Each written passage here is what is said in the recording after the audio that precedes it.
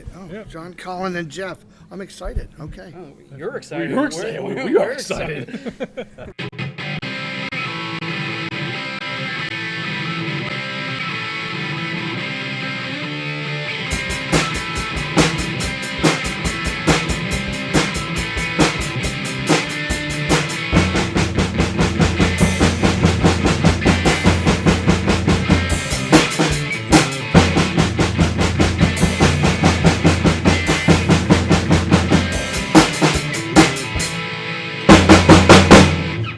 Everybody, welcome to another episode of the show. You already know who we are, but we are here live at Monster Mania Con 51, and we have a special guest with us today.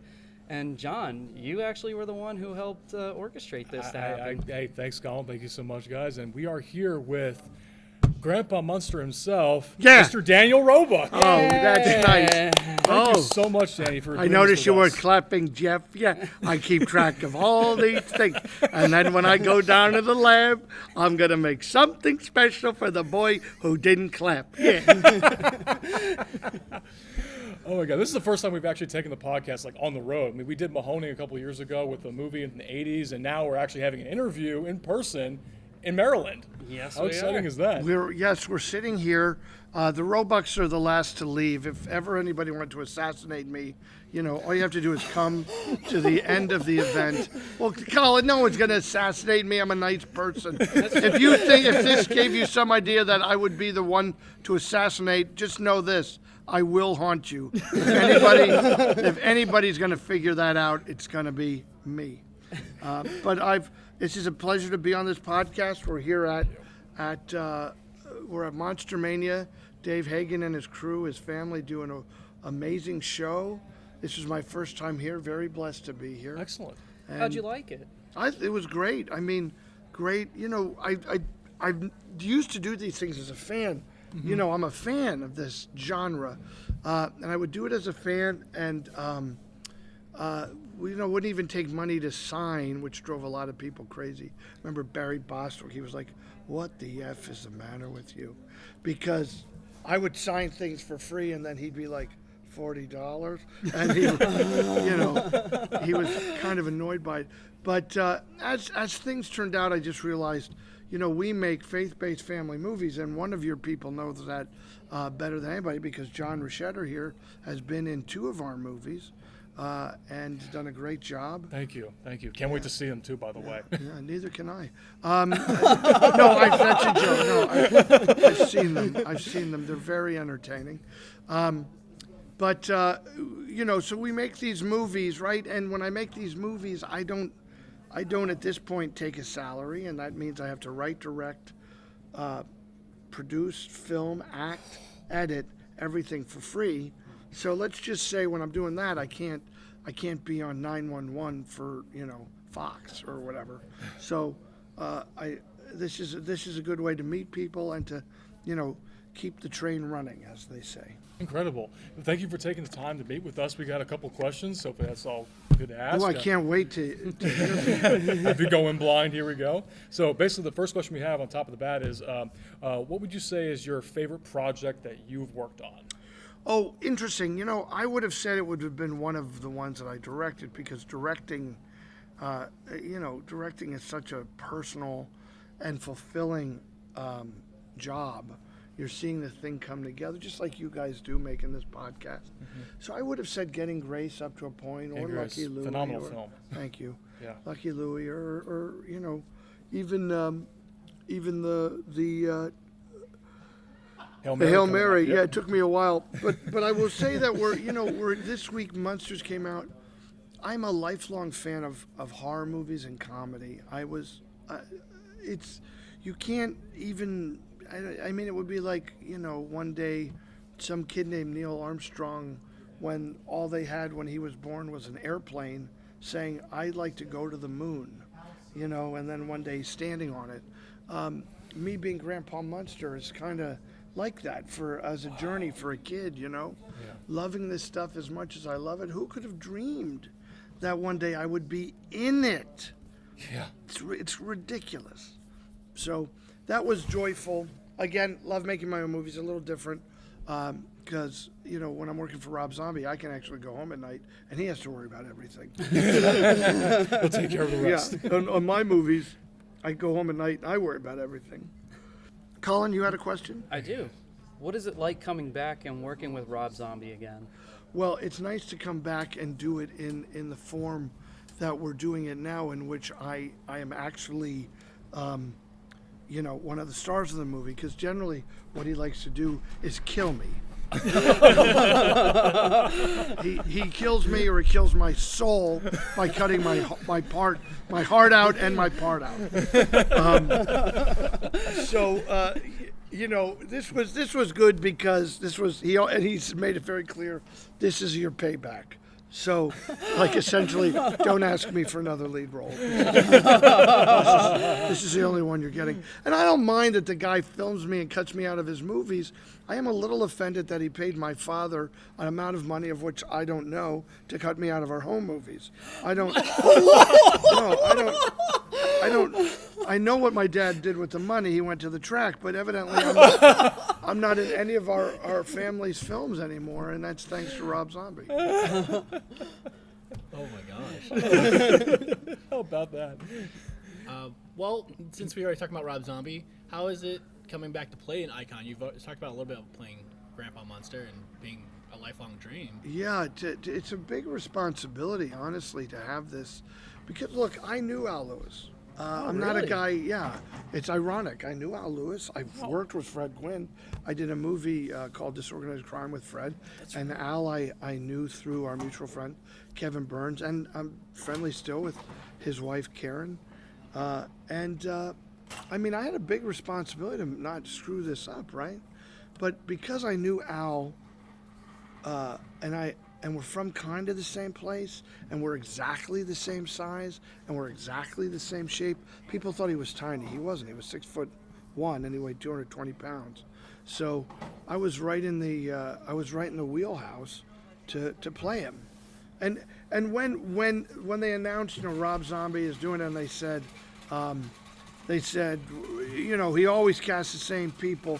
Why doesn't he cast someone else? I thought, who the hell else should play Grandpa Munster than me? I'm kind of offended by it.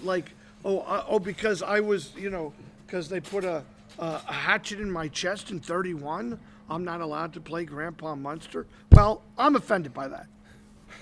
I for one thought you did an amazing job. Same here. Yeah. You I could would say, definitely. especially when I saw the mustache for the first screen test, it actually was what made me want to see the movie right off the bat. Oh, that's nice. Yeah, and that was another thing. People Grandpa doesn't have a mustache. That's the other thing guess what? Now he does. He does. I hate for people to understand. They have to understand. And I don't understand that, in all things, in politics, they just dig in and they go, this is this. And, I believe in it. No, just because you say something doesn't mean it's real. I have a mustache. I'm Grandpa. That's what's real. You saying he doesn't have a mustache, that's not real. He didn't have a mustache. Now Grandpa Munster has a mustache. Maybe another guy will make the movie in 20 years and he won't have a mustache again. But my Grandpa Munster lives in Transylvania because he's Count Dracula. And in Bram Stoker's novel, Count Dracula had a mustache. And in That's right. In many interpretations, there's a mustache on Dracula. So Rob Zombie, Vlad the Impaler, Count Dracula, Transylvania, put them all together. He's Rob Zombie. It's his deal. And he did this great, idea. Yeah. And at first, when I saw it, I'm going to show these guys, you people, I'm so sorry that we're not in a medium where you can see this. Because I'm going to show these guys, you're going to get the reaction. When Rob Zombie asked me to play Grandpa, the Count, this is what he sent me. Oh, wow. That is wild. Oh my God. I'm digging the cigar, too. Yeah. So Universal wouldn't let us smoke. It's almost like Grandpa Munster meets Hellboy. Yeah, but you see how close it is to The final result. product. Yeah. He's a very visual director, and he's a former art director, and that's why he does all this great visual stuff. Mm-hmm. So, man, I'm thrilled beyond thrilled that I got to be Grandpa and have, a little bit of me in it. Cause That's what we said. We noticed that out of like the main characters, we said we noticed that you definitely had the Al Lewis tropes, but yet you had your own thing in there. And also with it being a bit of a prequel, that we never saw the love story between Herman and Lily before, and the grandpa first getting the Herman reaction, and then the backlash that you guys would like go back and forth with. It was like, that was really cool because you guys were doing your own thing. Same with the mustache. It's like we never seen Grandpa in a prequel before, so it works out for a prequel sense too. Yeah, and I think people were reacting before they knew what the story was. And look, Jeff Daniel Phillips and Sherry Moon Zombie are two great actors, but they played the characters younger. Jeff plays them from the time he's conceived until he gets married and we move to America. Sherry plays her from, she says she's 150, but we're playing her kind of as a teenager and, as someone in her late teens. So they had to play the characters at a different point in time than the series. I got to play the character in the same point of time, but because I was older, I'm more like the guy like in the series. But what we don't have in the movie is we don't have Herman and I scheming up stupid, ridiculous ideas. but hopefully if there's a sequel, we can do some scheming. By the end of the movie, I'm like, yeah, I agree with my favorite son, my favorite son-in-law, because we felt there had to be some collusion at some point in the story. And the money you got at the very end, it could be paying for all those schemes. Yeah. We could do it all, yeah. So we talked about your two films. You have The Hail Mary and Lucky Louie coming out. What would you say was the next project you're working on from a performer standpoint? I'm doing a faith-based film that I haven't had the chance to really read the whole script. Isn't that terrible? You guys, this is really the life of an actor. John, and I know you guys might be actors. You just go to, when we were doing Matlock, Andy Griffith would say, we come to a point where we didn't really have the scene down and we were rushing because the sun was going down. And Andy would say, well, let's just go where Jesus leads us. And so there's a lot of that in my life. I just kind of go where Jesus leads me. Amen. Yeah, thanks, Collin. So we're going to go do a faith-based movie, and then my daughter and I start writing our next movie soon. And then I think I'm going to direct a movie called, I'm going to direct a movie called Tuesday's Flu this coming Christmas, or winter. Anyway, I've got a lot of irons in the fire. That's great. Excellent. Do you like acting or directing more? I like them both very much so. Acting without the responsibility, it's not really directing that's hard, because I've been directing myself as an actor for years, and you saw it in person on one time in particular where we shared a scene together. Yes. Shared a few scenes.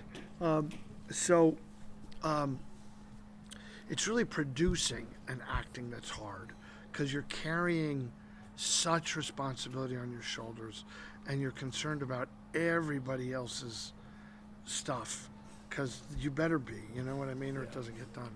So I like them both, but I like to just go to work as an actor, like on this movie. Although there were times when I think I would say that I worked producerially in that, I helped Rob make sure Uncle Gilbert was in the movie. I got to write Uncle Gilbert. Like, there was stuff that I was doing behind the scenes to keep it going. Excellent. Because I would do anything for Rob Zombie, you know what I mean? He's a great guy.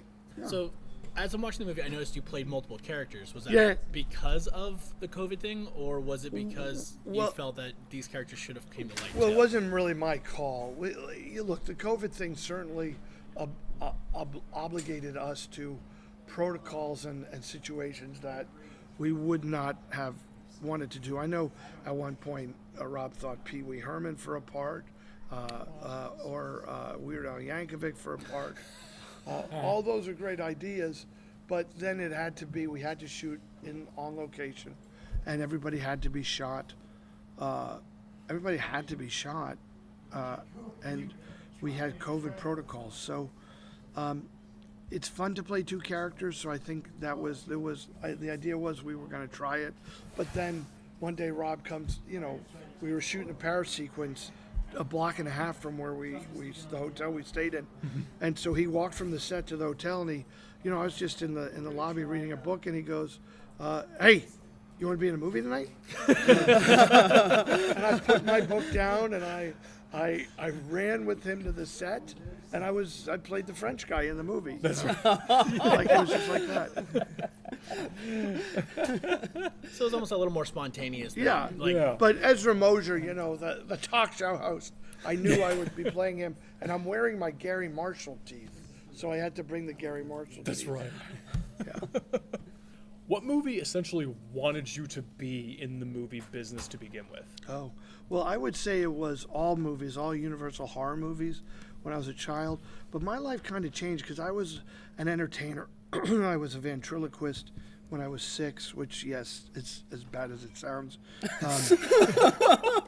I'm sure I was like, look how my mouth isn't moving. Yes, it is. What? It is? I thought it wasn't. No, you're 6. You don't know anything. So I was a ventriloquist, and I was a clown in a circus. I was an impressionist. I won a lot of talent shows as an impressionist. And I went to see this movie called Give 'Em Hell, Harry, where the actor James Whitmore played Harry Truman. And that was my epiphany of epiphanies. I decided that I had to be an actor. I wanted to do what that guy was doing. What's your favorite scary movie? Oh, scary movie. All right. 2 things. Favorite scary movie? Okay. The Exorcist. Nice. Great one. Favorite scary character in a movie? That freaking child catcher in Chitty Chitty Bang Bang. You know what? You're not wrong, though.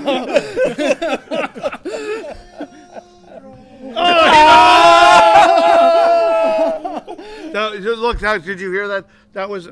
What a great cameo we just had by Pinhead himself. It was Doug Bradley. Doug Bradley just yelled out, "Children!" Doug Bradley just photobombed our show.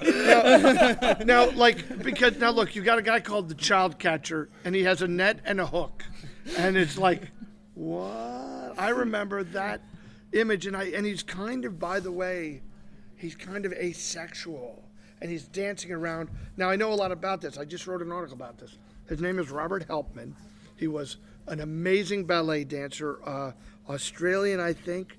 He's famous. He was in the Red Shoes. I mean, the guy he's the bomb. But you could put him next to Freddy Krueger, Jason, or whatever they're all called. No. Child catcher, scariest thing ever put on a movie screen. When those kids, and you're like, remember the kids are like, he's got the lollipops, and the kids, and you're like, no, and it's just like when you watch Friday the 13th, don't go in there, what are you, mentally handicapped? Those kids ran, and you knew, oh, God. Anyway. Now, what drawn you? What drew you? Drew you. Sorry. No, I've been drawn and drewn. And drone. I drone on and on, so that might be what drew me to draw me. What drew you to The Exorcist? I'm kind of curious. Oh, well, when you're a kid, we read a magazine. You guys are all too young. We read a magazine called Famous Monsters of Filmland. Now, Famous Monsters of Filmland did not delineate and say that this movie that you're reading about in the vaunted pages of Famous Monsters of Filmland is completely inappropriate for you if you're 12 or 13 years old. And I was like, I will be seeing this movie. So I took my mom. I remember on the way home, I was like, it's going to be okay, Mom. It's going to be okay. Like, she was like, oh, I mean, The Exorcist, nobody understands. When you see a movie now and you see whatever these movies are, and you think the scare or whatever is, no, this stuff, you don't understand. There was nothing like The Exorcist ever in the history of movies. Still isn't. So when you saw that head spin around, you had never seen it. You have to understand. Now you've seen it 1,000 times. You had never seen it. It freaked you out. Jaws freaked you out. Moviegoers nowadays, they've seen everything. There's no way to surprise you people. I hope you're happy. You've ruined it with your movie watching. But Exorcist, so great. Anyway, great. And I still consider it truly one of the greatest horror movies ever made. It and is. actually, by the way, one of the greatest faith-based movies ever So made. true. Yeah. We talked about that was our first episode of our podcast it we was. ever did, Interesting. and we did talk about how it's very faith-based and that it was the faith of God that will help you succumb over the Right. evil of the devil. Interesting, huh? Yeah. That sounds like I did a little brown-nosing research, but I didn't. I was say, oddly enough, it was recorded on Easter. It was, yes. Fantastic. Are there any other questions? I'm just curious as to like How I have the temerity to sit here and bloviate about movies. I'm just curious as to like what have you seen change in the business with like how streaming's taken over, and does it make things a little more easier for actors, filmmakers, because it almost creates more of an opportunity than just going to the theaters to be seen, or is it a little more difficult because it Yeah. feels like a plethora now? It's just I mean, it's a shame that. So, I've lived. I want you to think about this in terms of timing. I became an actor in Hollywood in 1984. That's when I landed there. So let's extrapolate 1984 till now. That's 38 years. So let's go from 1938 to 1900. And we've seen the same change in entertainment. In 1900, you performed where? On a stage. That was your entire choice. Yeah. You performed on a stage. Then movies invented in 1910, 1912, but narrative movies not till 1912, 1913. Don't write letters. I'm just guessing at these. I wasn't actually there.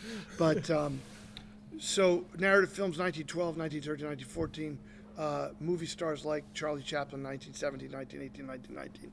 So from 1900 to 1920, let's say, 20 years, you went from no movies, only stage shows, to now you could go to a movie, see a narrative movie, and we already have movie stars, and we have great storytelling, right? And then go through the 20s, Lon Chaney Jr., all that stuff, or Lon Chaney rather, through all the 20s. More amazing, the storytelling is getting bigger and bigger, crazier and crazier. Sound comes out in 1926, 1927, 1930. So now we're only at 30 years, and it's talkies and color films. And by 1939, we're almost at that same color films, like full Technicolor films. So the movies have changed. Since I got to Hollywood, the first movie I made is called Cave Girl. Cave Girl, if you made a movie in 1984, that movie was going to be played either in a theater or eventually on TV, but you didn't just make a movie to throw it away. So now you can't really make an independent movie because where will you show it? If you can't show it in a theater, because the theater's not going to book you unless you're making a really good movie, and Netflix isn't going to play you because you couldn't get booked in a theater, and they're not looking for the next. People have some theoretical idea that you could make a movie in Netflix, like you're saying, this is a Netflix movie. No, Netflix, they decide what movie's a Netflix movie before it happens. And that was our bullshit detector, and we've gone too far. I've been caught. You can make a movie, and it will go. And no, I don't know. Anyway, I think Netflix is listening to us. yeah, Don't tell them. I went a long way around for your question, but it's not easier, it's harder. And what's really different is this is what's most different. Just because you have a means of making a movie doesn't mean you know how to make a good movie. We've seen this with every other thing. Publishing, book publishing. Remember, all of a sudden you could self-publish a book. Guess what happened? There's a lot of terrible books. Because there were people who were professional book editors who would be like, sure, some got away, but generally they would know their audience. They would know who buys their books. So books, now everyone's like, here, I wrote a book. It's an amazing science fiction book. What's it about? It's on a planet like Earth, where stop signs are, yes, green. Right? And then what? No, that's the whole book. It's called The Green Stop. And what happens? People don't know whether to stop or go. Fascinating. Anyway, so, it's harder. Making independent movies is hard. If you want to be an independent movie maker, get ready to work harder than you ever will for literally no love or gratitude. But every now and again it works. Getting Grace was well received and well loved, and I think these other movies that we're making are going to be well received because I have great friends who help to contribute and make them great movies. Amazing. Awesome. So cool. Actually, when you brought up the Universal monsters, are you more of a fan of one monster itself or another? I love all the monsters. The monsters were my it's through the monsters that I realized that they were actors. You understand? You're 5 years old. Do you know what an actor is? You don't, no, you don't. No, you don't know. Never seen it. No, but you don't have the concept of what an actor is, what an actor does. You don't. You couldn't possibly know that. Not then. Maybe now because there's all these makeup things. But in 1969, I didn't know what the hell an actor was. And then I'm watching. We're just beating a guy in the background. Don't let that. He was someone who was not a fan of my work, and he's paying a price. So if you hear some Taken care of. slamming, yeah, that's what happened. But. It was when I realized Boris Karloff was the monster, Frankenstein. Wait, oh no, now he's Dr. Frankenstein, kind of, in House of Frankenstein, and now he's he's a Bela Lugosi. Oh, he's Dracula. Oh, now he's Frankenstein. Bela Lugosi's both, you know what I mean? So Yeah. Now he's Igor. So that's kind of what I love them all. Nice. I love them all. Anything else I could tell you, fine gentlemen? I think we're good. I will say I appreciated this for your listeners. I've been uncomfortable that we had to do this in the nude. I don't really understand why they insisted that we wear no clothing. For It was this interview. John's idea. Well, I mean, they're not going to see us. right, but I had to. So At least I'm the most colorful one out of us that is naked. oh yeah. He's got a lot of tattoos. How he got one there, I don't know. I don't know. Knock the door when you're finished with it. Yeah, the great. How great is that? We got. Thanks, Doug. Thanks, Doug. Thanks, God bless you. Well, I had a wonderful time. Thank you for Thank having you me on so your much, show. Danny. This was great. incredible. We Marvelous. appreciate this. Thank you. We do. I'm sure this will be your most listened to show. Everybody, when you're listening to it, take off your clothes. No, that's a joke. Don't do that. All Street play we'll cool. see you. And you got your upcoming movies that everybody should be aware of? Upcoming movies, yes, please watch anything that comes out of channelofpeace.org. Please go to channelofpeace.org to learn what's coming up next. Dan Roebuck, thank you again so Thank you, much for Collin. joining us. Jeff, you. John. Please, everybody, check out Dan Roebuck as Grandpa in The Munsters. Yeah. It's on Netflix. Buy the DVD. If you Yes. don't, we're going to come to your house and stare at you. Yeah. Excellent. Before we do officially sign off, usually we try to come up with like a moral message for everybody, and I figured, why don't you give us a moral message at the end of this episode? A moral message? Listen, the world's crazy. Take the advice of Andy Griffith. Go where Jesus leads you, and you will always have a destination worth going to.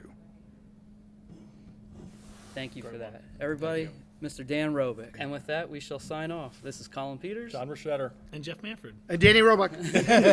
Thank you all once again for listening. Stay safe. Stay crazy. Yeah. Please, somebody help me. Oh, yeah.